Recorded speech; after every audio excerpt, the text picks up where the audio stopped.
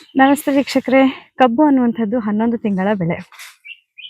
ಕಬ್ಬನ್ನು ಬೆಳೆದು ಅದರ ನಂತರ ಪ್ರತಿ ತಿಂಗಳು ಅದರ ಆರೈಕೆನ ಮಾಡಿ ಅದು ಮೇಲೆ ಬೆಳೀತಾ ಇದ್ದಂತೆ ಹೀಗೆ ಚಪ್ರ ಎಲ್ಲ ಕಟ್ಕೊಟ್ಟು ನೋಡಿ ಇಲ್ಲಿ ಎಷ್ಟು ಹೈಟ್. ಆಲ್ಮೋಸ್ಟ್ ಇದು ನೋಡಿ ಮನುಷ್ಯನ ಅಳತೆಗಿಂತ 4 ಪಟ್ಟು ಅಂದರೆ ಒಂದು 20 ಅಡಿ ಎತ್ತರಕ್ಕೆ ಬೆಳೆದಿರುವಂಥ ಕಬ್ಬು. ಆದರೆ ಈ ಸತಿ ತುಂಬ ಗಾಳಿ ಮಳೆ ಎಲ್ಲ ಇರೋದ್ರಿಂದ ನಾವೆಷ್ಟು ಕಟ್ಟಿಕೊಟ್ಟು ಏನು ಮಾಡಿದ್ರು ತುಂಬ ಕಬ್ಬು ಈ ಥರ ಬಿದ್ದು ಹೋಯ್ತು. ಸೊ ಇವಾಗ ಕಬ್ಬಿನ ಹಾರ್ವೆಸ್ಟಿಂಗ್ ನಡೀತಾ ಇದೆ.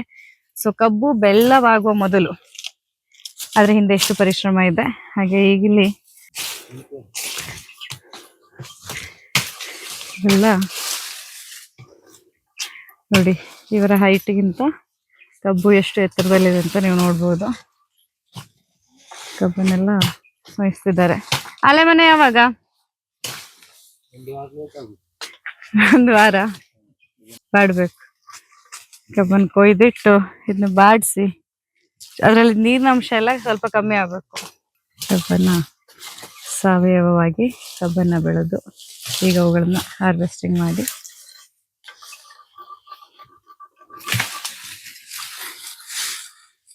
ಈಗ ರಾಶಿ ಹಾಕ್ತಿದ್ದಾರೆ. ಹೀಗೆ ಇದು ಸಾಧಾರಣ ಎಷ್ಟು ಟ್ರ್ಯಾಕ್ಟರ್ ಆಗುತ್ತದೆ ಯಾ ಕಬ್ಬು?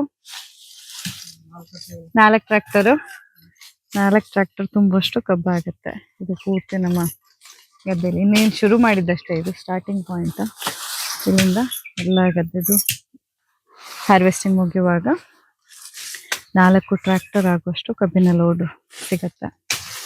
ಕಬ್ಬನ್ನು ಕೊಯ್ದಿಟ್ಟು ಸ್ವಲ್ಪ ಒಣಗಿಸಿ ನಂತರ ಮಾಡುವಂಥದ್ದು ಅಲೆ ಮನೆ. ಈಗ ಬೆಲ್ಲ ತಯಾರಾಗುತ್ತೆ.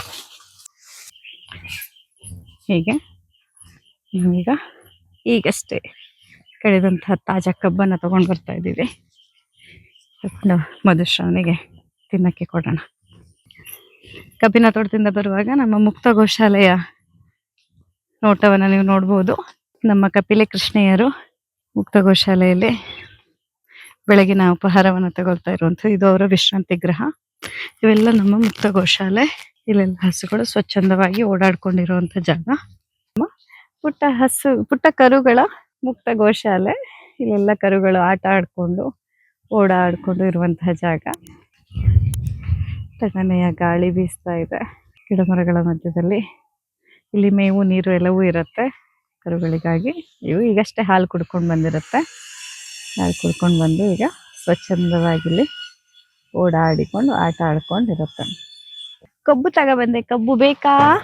ತಾಜಾ ಕಬ್ಬು ಮಧುಶ್ರಾವಣಿ ತಗೊಂಡು ಹೋಗ್ತಾ ಇದ್ದೆ. ಬೇಕಾ? ಕಬ್ಬಿನ ಎಲೆ ಆದ್ರೆ ಬೇಕಿತ್ತು ಅಲ್ದನೆ ಸುಂದರಿ.